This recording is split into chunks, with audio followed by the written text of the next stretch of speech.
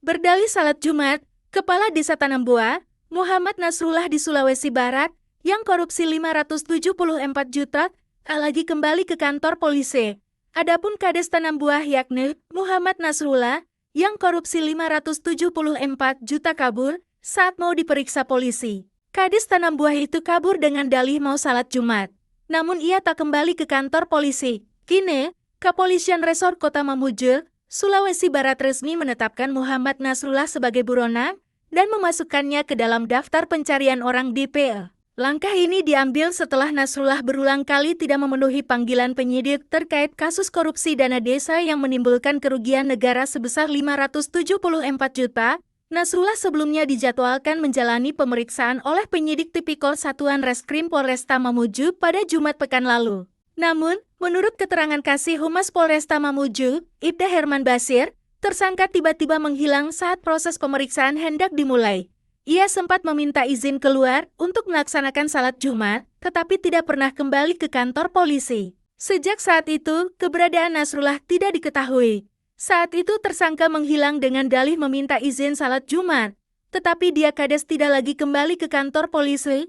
Terang Kasih Humas Polresta Mamuju Ibda Herman Basir kepada wartawan, Selasa 25 November 2025, dikutip dari Tribun Sulbar. Kepolisian kini melakukan pelacakan intensif terhadap keberadaan sang kades.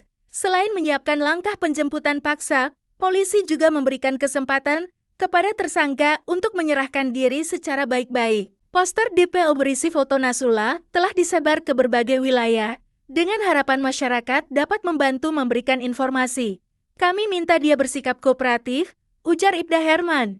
Dugaan korupsi yang menjerat Kades Tanambuah berawal dari audit Inspektorat Kabupaten Mamuju. Dalam laporan audit, ditemukan adanya penyimpangan penggunaan dana desa mencapai 574 juta.